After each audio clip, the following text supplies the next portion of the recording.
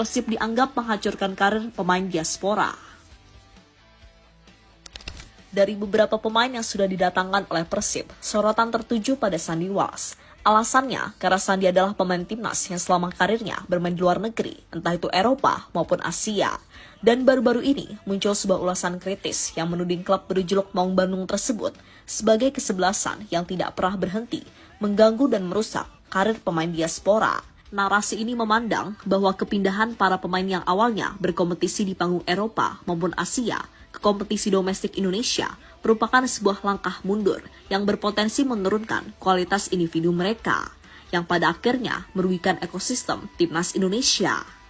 Dari sini Persib sering mendapatkan kritikan sebagai klub yang sering merekrut pemain diaspora timnas, karena musim lalu mereka juga berhasil mendatangkan Tom Haye dan Eliano Reinders.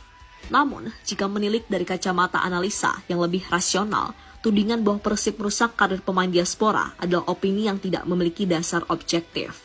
Pertama, dalam industri sepak bola modern, perpindahan pemain didasari atas asas profesionalisme dan persetujuan mutlak dari tiga pihak, yaitu klub asal, klub peminat, dan pemain yang bersangkutan.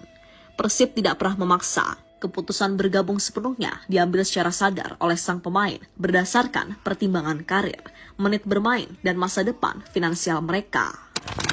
Faktanya, di bawah asuhan Boyan Hodak, Tom Haye dan Eliano Reinders justru mendapatkan panggung utama yang luar biasa dan berhasil mengantarkan Maung Bandung menjadi juara Super League serta melangkah jauh di kompetisi Asia.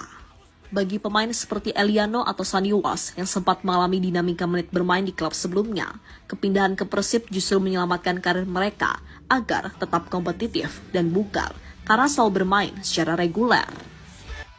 Asia dibuat heran dana unlimited Persib.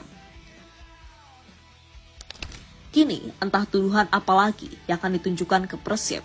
Yang pasti fokus mereka saat ini adalah membentuk skuad terbaik untuk musim depan. Skuad yang akan diandalkan di 4 kompetisi. Untuk musim depan, Maung Bandung diprediksi akan fokus di ajang ACL II.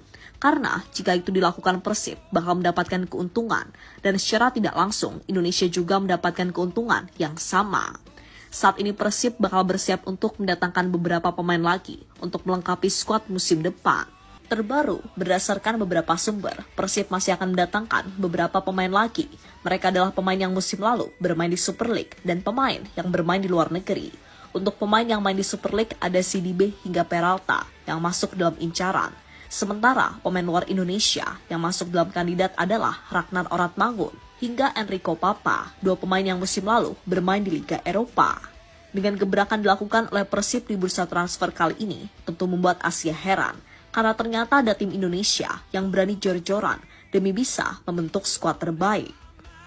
Lebih lanjut, berkat bergabungnya beberapa pemain tadi, saat ini paling tidak, Persib sudah menunjukkan gambaran skuad mereka musim depan. Untuk posisi kiper tampaknya masih dipercayakan kepada Teja Paku Alam. Lanjut ke posisi bek tengah bakal ditempati oleh Matrikardi dan Mutombo.